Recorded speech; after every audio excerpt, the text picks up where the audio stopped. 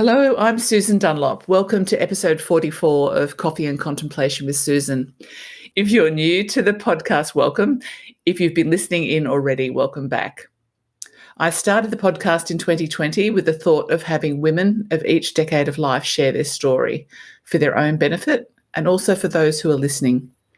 To me, storytelling was such a big part of previous generations' lives that has disappeared. The podcast has evolved. It's been about women contemplating what's led them to where they are right now in their journey, showing their human side, the darkness or challenges they experienced, and the light that came from those experiences, their vulnerabilities, their successes, giving insights, hope, and a smile to the listeners listening into the podcast. The guest list has also opened its doors as it's evolved along the journey to add some short personal learning episodes that I've included and to invite in women who have turned their life's challenges and lessons learned into published books, today's guest being one of them. Jeannine Rashidi is a quadragenarian in terms of decades of life, a woman in her 40s, and she's from California, USA. I first met Jeannine in Kerala, India in 2017 on a mutual journey to the roots of Ayurveda adventure. Jeannine's childhood creativity, imagination, play and career desires came as a way for her to cope in a family that was dark with addiction and abuse. And it inspired her and gave her strength to step out of that darkness. Jeannine ran away at 15 to marry and have 2 daughters before leaving that abusive marriage. Jeannine sought counselling to heal and find a life for herself and the 2 daughters and to live a life that's now full of joy as well as challenges, but joy as much as she can. So Jeannine this year is a young at heart 44-year-old grandmama, mother of 2 biological and 2 bonus children and a wife. Jeannine has worked now for the past 20 years with women and children. Her health and wellness business, Goodbye Tension, is designed to help women understand their tension physically, mentally, emotionally, and digestively. She's also studying a doctorate in Ayurveda medicine and teaches the basics of the ancient Sanskrit language at Kerala Ayurveda Academy in the US. Welcome, Jeannine. Thank you, Susan. It is an honor to be back here on your show. Oh, I'm so pleased that you could come back. You know, there's 2 years since our first recording, and I think I was in that space of Australia hadn't had any type of lockdown yet. And our first episode in March 2020, you'd just gone into the first stay home orders I'd ever heard about. That's true. Yeah. And it was quite a shock. Yeah. So we've come a long way since then. And as I said, I know you have published a book. So your book is Abundance Beyond Trauma. You've learned how to self-publish. You've also become a grandmama to a few more babies? 3 more. So now there's 4. Ah. And are you still completing your studies in Ayurveda, or is that finished? I should be finished this year and will be a doctor of Ayurveda. Gosh, that's been a long journey. If I met you in 2017. That's true. And in 2017, I was a practitioner and I was waiting for the doctorate program to come about at Kerala Ayurveda Academy. So I'm one of 20 students who are the first 20 students in the United States to be a part of this doctorate program. Are you going to be needing to go and do an internship? Yeah, there'll be an internship. If everything goes planned, I will be there in July this year. And how long does that last for? That'll just be 2 weeks. It'll be 2 very intense weeks. That's the requirement. And I might stay a little bit longer, maybe do some panchakarma. We'll see. What we'll do, we won't go down to that little rabbit hole of Ayurveda, because even though I love it, but what I would like to just talk to you about is knowing you've done all of those things, and the book is the main thing I wanted to speak to you about today, and even, I suppose, the writing journey that you went on in that space. Now, how do you sum up the past 2 years of your life, if you could sum it up for me? Well, in our last podcast, we had just gone into lockdown.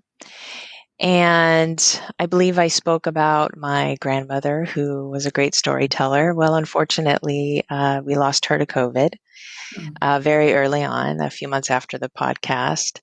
And that took me into a very deep mourning. And it took me about 21 days of allowing myself to really go deep into that mourning and come out as like a rebirth. And it was very, what's the word? There was something quite magical about it, because as I'm having this mourning experience, which happened around June time, it was as if my grandmother handed me the torch. Because in July then, I had two granddaughters that were born, one to each of my daughters, and they were born 5 hours apart from each other. So it ran the full gamut of deep mourning to deep celebration of new life. And it really had me in a state of contemplation around the circle of life, future generations, how quickly time passes. And I feel like, many of us can relate with that with COVID, if anybody lost anyone. So the last 2 years has really been a beautiful deepening, not only with the relationship I have with myself and really coming into alignment with my purpose, but also realizing the importance of other relationships as well, and my position in people's lives, how I affect others. It's a reminder of how precious life is, especially when the new arrivals came. Mm. And then, the third granddaughter came just a month ago on Valentine's Day this year. It also created a sense of urgency to keep healing myself, again, for my own strength and resiliency to just keep wanting to be a better human being, as well as to leave a legacy for my children and my children's children by showing them how to break those dysfunctional cycles, which is in essence what my book is about. And then, of course, new possibilities. So my practice evolved more with more online, obviously, because of COVID. Even though my original specialty was women and children, I actually opened it up. So now everyone, can come, whether you're male or female, however you identify, children or whatnot. And I felt that was really important, especially when families are healing. There needs to be an inclusion of everyone. So I was able to expand my practice out into the world as well with the book. So I now have clients all over the world working on heart-mind integration, helping people reconnect with the disconnected aspects of themselves, which is what happens in trauma, where there's a disconnect that can happen, and then showing people how to heal that, and then using the principles of Ayurveda and other modalities that I'm certified in to help bring about the healing. So 2 years, as you said, you deepened your relationships, and that it's almost like a quietening was needed in the world. Yeah, I'm sad to hear that you lost your grandma. I know she was the lead storyteller in the Yeah. family. So you've expanded out internationally with your client base from the book. That's Yeah. amazing. Yeah, it's been quite a blessing. I've met some really interesting people. It's been just fabulous. Mm. And I've seen your book, so it's Abundance Beyond Trauma, and it sits beside Brené Brown's Atlas of the Heart as recommended read on Amazon. How do you feel about that? That was pretty cool. Yeah. At various times, I'll see it next to Brené's book, Oprah's book, and The Body Keeps Score Oh, yeah. is another book that's pretty popular for trauma.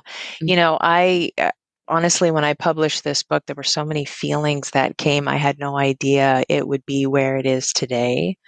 And I'm continually just humbled by the exposure, the messages that I get from people who have read the book, how much it has helped them, or spouses who have, reached out, hey, this really helped me with my wife or my husband, or with my children, so it's been quite a blessing. Your book has been delivered. Listening to what you said then with Oprah, I've read part of her book. I haven't actually made it very far into her book. It wasn't the right time for me to pick that one up. But your book was such a kind and carefully delivered story, even though for what it actually describes enough, like we get a picture of it enough, what you went through. What was it in your journey that you experienced that made you just go, it's time, I have to do something now to make a change for me? Mm. There was a moment where I came home from work. I was still in my first marriage, and I was the sole provider because he was heavy in his addiction. And I started to notice signs that were all too familiar to me, that my daughters had now been victims of a similar abuse that I had gone through. And I immediately quit my job because I didn't want to leave him alone with them. And that's when I started planning.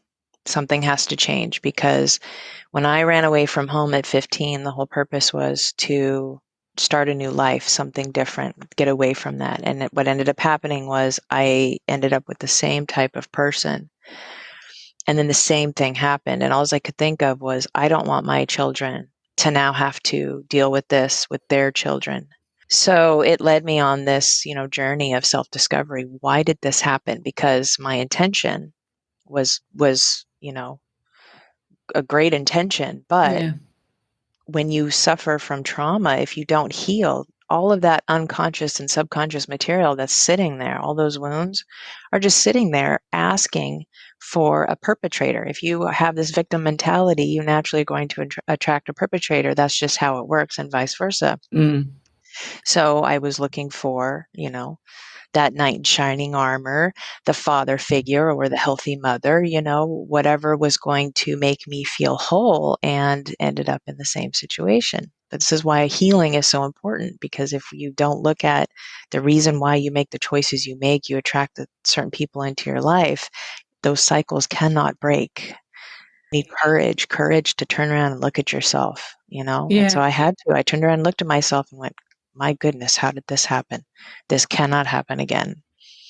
And that No, that was the moment. it just gives you goosebumps. Yeah. Yeah. So you got out of there and then you started doing the work for yourself. Yes. Yeah. And it's taken, so how long, when was that? That was probably about 20 years ago, maybe? That was about, yeah. 20 Everything years ago. happened about 20 years ago. Gosh, Yeah. okay. All right. And by doing that, you've managed to actually now do the healing for yourself. Yes. So you put yourself first in the healing space. Have you had to do anything with your daughters in terms of the healing, or are they doing it for themselves? Oh, no, we definitely have.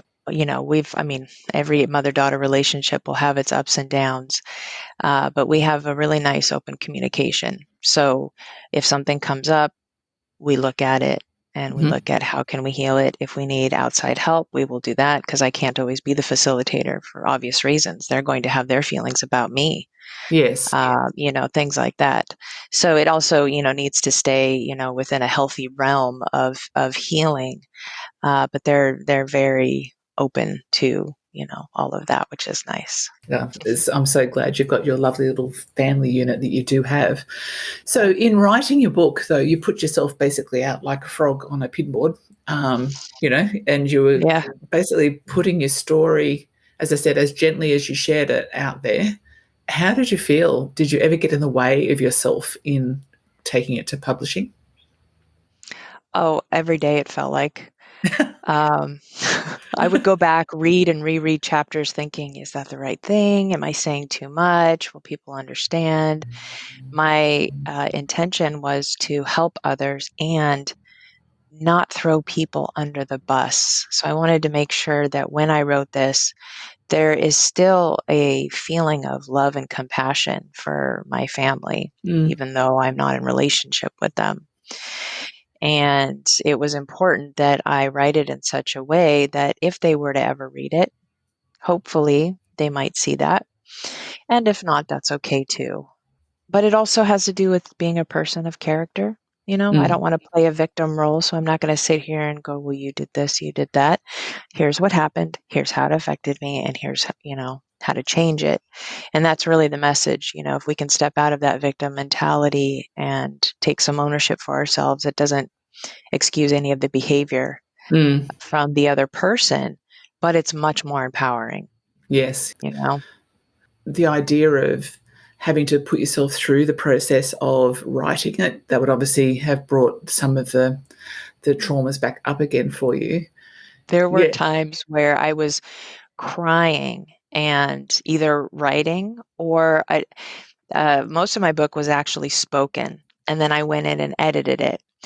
There was some block around either writing or typing, but I found that if I could just audio record, things just, came out as a really nice flow.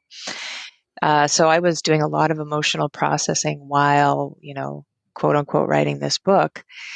And then when it came time to publish, what is that where you, was it imposter syndrome, maybe? I think that's what Yes. I'm thinking. Yeah. I Yeah. kept thinking, well, who am I to write this? There was this, maybe it's more self-sabotaging. I was not feeling like I was in a confident place to put this out in the world. And so I had a few friends read the book before I, sent it to the editor. And they all encouraged me, Jeannine, you got to get this out there. You really need to get it out there. And so it was more the help of my friends supporting me in that helped push me forward, because I believe on my own I would have kept finding all the reasons why it's probably not good enough to put out there. Yeah. I could see that you had a pretty amazing launch team. So you did actually gather a lot of amazing souls around you to Yeah. push you over the start line. Right. Yeah. Yeah. And once you commit, and then you're kind of on the spot, and I Mm. do better if I've got, people who can hold me accountable. It's a little bit of a matter of readiness, isn't it, to do this work, don't you think? It's definitely a matter of readiness, and you never want to push. The way I work with clients, especially when it comes to doing heart and mind integration and getting to that core moment that has defined them and created this disturbance within them, I find it's best to ask questions that allow the client to start thinking for themselves whether or not that's something they want to do. I don't feel pushing is the right method, because people on their own, once they're ready, they will. But by the time people come to me, they're ready. The most recent, she had read the book and she said, I feel like I could have written a very similar book. I feel like our stories are very similar. And how sad that we had similar stories, and how cool that she could relate in such a way that she just knew. She reached out through one of the social media outlets and she said, I know I want to work with you. I hope you have space. Mm. You Wow. know, I can't imagine how far your book is going to actually impact the world. I'm sure it's going to go far and wide. So how did launch day feel? so I actually had two launch days. My first launch day, which had the original cover on it, I thought I was going to lose my breakfast. Because once you hit publish, that's it. It's out there. And sure, you could unpublish, but who wants to do that? I mean, work so hard. But then you're watching the Amazon analytics, trying to figure out, has anybody bought it? What are people thinking? And you're just in this weird place of waiting and watching. Are people purchasing? Is anyone leaving a review? What are people thinking? And then all of my insecurities were coming up. Oh, I don't know. Maybe I shouldn't have done this, things like that. The second launch happened back in November of last year. And the reason why a second launch happened was I was getting feedback that while the cover was beautiful, Mm. when it comes to Amazon and the world of scrolling, it was way too busy. People could not see that it was a book about trauma. Now, if it was in a bookstore, which the book is now in bookstores, and you had time to stop and look at the cover, there would have been more of an understanding of the deeper meaning behind it. So I had, some professionals give me some advice, and they said, we really need to change your cover. I think the book will be more successful that way. And so that's what I did. We changed the cover. We did a new relaunch, and that relaunch is actually what brought the book about a month later, or a couple weeks later, to bestseller status. Oh, okay. All right. I Yeah, mean, I loved your front cover. And yeah, yeah, I picked the deeper meaning that you were sharing in it when you first showed it to me. But as you yeah. said, yeah, everything's gone online. So they're only seeing little tiny thumbnails, aren't they? And so the difference with your book is it's not just a memoir, it's a memoir that you delivered a process that you created from your experience. Yes, So adhere, is it yes, EDHIR? correct. Mm. So if you look up the definition of adhere in the dictionary, in parentheses, when it tells you how to pronounce it, and I didn't know this when the name came to me, it's EDHIR. Ah, So in the last 2 years since we spoke, the process birthed the name. And I woke up at like 3 a.m. and I just knew. I was like, that's it, I've got it. And it was an acronym for the steps involved on how to heal trauma. So E is for explore, D is for discover. H is for heal. I is for integrate. And R is for relate. So it's a 5-step process on how to heal whatever's, going on, whether it's trauma, adverse life experiences. And then I decided, because I want to take this process out into the world and show people how to do it, create a certification for it, I had it registered, trademarked, and that certificate actually just came in the mail a couple weeks ago. Oh, congratulations. Part of the first launch of the book, when I first came across it, you hadn't put the pocket book together yet. There's a pocket guide that came about. Actually, no, the pocket guide is in the back of the book. It was the workbook that hadn't come out yet. Yeah. So the workbook officially came out around the same time as the second launch. Okay. And it's 104 pages, nice 8.5 by 11 size if you want to do the paperback, or if you purchase the book, you actually get a free downloadable workbook. And that includes the I'm Triggered pocket guide, lots of worksheets on how to go through the process, and then extra worksheets in the back. Okay. And then the adhere process. So what's the feedback been like from the people who've been through the workbook? The feedback's actually really great. So I have been, the youngest client that's using the actual workbook is 12. Oh my gosh. The eldest, I think, is, I want to say 78. I think that's correct. And so what's pretty awesome about that is that it's helping such a wide age range. And then for my younger clients, because my youngest client is 8, I've developed something that's more age appropriate for that. Yeah. Okay. So again, the story out of your body was enough for you, even. Like, that's massive to get that story out of your body. So just we'll go into that space. So what's the changes for you as a woman from having actually got that story out of your body? Obviously, you didn't write it, interestingly, at first. You audioed it, but then, it is actually literally on paper now. It's fascinating because there are still areas in my life where I'm, working on healing. And when I created the audiobook, I started, I had to listen to it so many times. And each time I heard it, I thought to myself, wow, that sounds really good. And it didn't occur to me when I had that thought, I'm the one who wrote that, which tells me this book is actually healing me each time. It's a bonus that it's working for everybody else. So I still will go back and get bits and pieces. And that's why I feel like something beyond me came through to write this book. It wasn't just, me or the ego part of me. There was something much, bigger happening here. So how am I relating with that now as a woman? There has been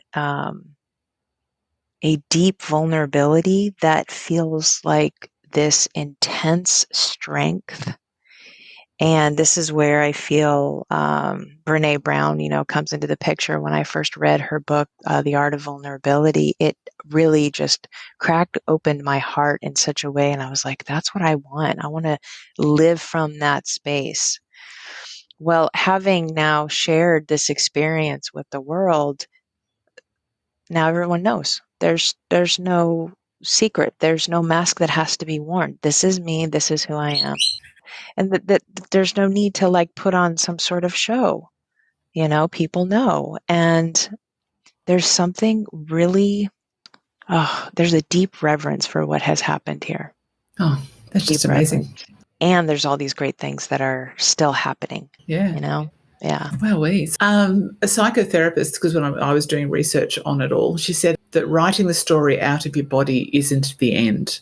Like, basically try and make that not be the end, because there's not a really good space to get to. It's going, yeah, look, I've written my book, and now what?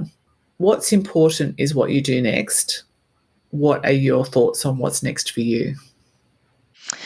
Well, as I'm finishing up the doctorate program, so my dissertation is going to be the adhere process that I created and showing the Ayurvedic community how it is a modality for post-traumatic stress disorder that can be used in what we call Sattva Vijaya Chikitsa, which is Ayurvedic psychotherapy. So that's currently in process right now. Then I'm creating a training program so that individuals and professionals can learn how to use this process in conjunction with whatever healing modality they're already using. And I'd like to take that out into the world, so larger trainings, conferences, speaking professionally on different forums, just to motivate and encourage others to turn around and look at themselves, because the most important relationship we have, it's with ourselves. And Mm, if we don't work on the relationship that we have with ourselves, how can we show up in any other capacity for anyone else? exactly. Yeah, so true. And trauma shows up differently for everyone. With you, you're talking about your own relationship with yourself. I remember what we had that chat last week, and it was that space that you sort of said you couldn't imagine what it's done for you in terms of like the vulnerability was so necessary to walk through. Yeah. Yeah. Can you talk about that for a moment? There's just this feeling of a deeper sense of self and purpose coming from a place of a vulnerable yet strong heart that also has discernment, and a deep desire to share that with others who also are wanting to feel more whole, more complete. And it feels so certain to me that this is what I'm supposed to be doing. There's really no question. So anything else that comes maybe as a distraction, I ask myself, well, does this fit with where I'm going? Because, Mm. there's a lot of shiny objects out there. Actually, including, I suppose, because you're self published, and as you said, that's almost like a full time job. How's that? How are you trying to balance all this newness for you and this sort of getting oxygen again? With the reality is you're having to, put your feet on the pavement and get that book moving, moving, moving. Yeah, I'm in the process of seeing if I can hand over the reins of just handling the marketing piece for the book. The intention of the book is to reach as many people as possible. Now, if that means that it's going to sell many, many copies, that's great. I think already I've sold 1,100 copies since the first launch in May, Okay. so not even a year, and I think that's actually pretty good. um, I don't want to be doing that. I do not want to be marketing my own book beyond like these conversations that we're having. I need someone else to do that, obviously, because I have a deeper things that I'm working on to bring out into the world. And that's where Yeah. my focus needs to be. So when, I first published and I said, I'm looking at the analytics of Amazon, who's buying it. It's a very addictive thing, just like social media. So if I can just, tell somebody, here's my goal, it doesn't have to, continually be a number one. It just needs to continually sell and reach. The right people will come. I don't need the fame of, whatever. I would want it to reach whoever it's supposed to reach. That is part of what I feel is my dharma. I totally agree. And I think with the book that it is, if it's already reached 1,100 people, people are still processing it. They're probably not ready for it, or they are ready for it. So it's going to have that probably 2 or 3 year effect that people might actually need to pick it up again, even in another year. And then, then they're talking about it. But I've very much always been in the sense of business, when I had the big business, to surround yourself with experts, because like we're not experts at marketing just because we wrote a book, or just because I'm a coach, or just because I was having a nursing agency. I couldn't do it. I didn't know what to do. So like I did bring people in to always, Yeah. yeah. Let the people who love to do marketing, let's let them do the marketing. I don't love to do the marketing. Just quickly, you talked years back, you were talking about maybe becoming a TED speaker. What does that Mhm. involve for you to do that? So I'm still working on that. So there is a program called TED Fellow. And each year you get to apply and propose your idea. And who knows how many people apply, but then they pick, just a handful of people, and you get to be a part of that program where they help you get your message out. They teach you how to do a TED Talk. So I first found out about it before I even wrote the book. So I decided, well, I have this idea. I'm going to apply. And again, same feeling of who am I to be going this far? And I, probably don't have much to offer. Those were my own inner thoughts. But I did it. They did not accept me, but I felt so good about just doing it that I applied again this year. Didn't get chosen yet this year. But what I'm noticing is the message gets stronger each time. So I truly believe if that's what's supposed to happen, that is what will happen, and it'll line up when it's supposed to happen. I will keep, polishing my application each year. You said to me the other day, to heal the world, you need to work on yourself first. To attract healthy relationships and be prepared for current relationships to fall aside or evolve. Yes. Final thoughts in that respect? Well, let's see. We're in this day and age right now, there is a war going on. Well, there's lots of things going on, actually. But if you think about it, let's use my story as an example. I left home at 15 with the intention of changing my life path, but I hadn't healed yet. So the relationship that I attracted into my life was very similar to what I left. Now, that's a more extreme scenario. But when it comes to conflict, a lot of what's happening in conflict is an inability, one, to hear, to truly hear. And a lot of what is happening is projection of our own pain onto the other, whether it's, our mother pain, father pain, etc., and vice versa. So we're not truly seeing each other. We're not truly hearing each other. And in order for that to happen, we have to be willing to look at ourselves, look at the part of us that enables, projects, is not willing to hear or not able to hear because there's too much going on.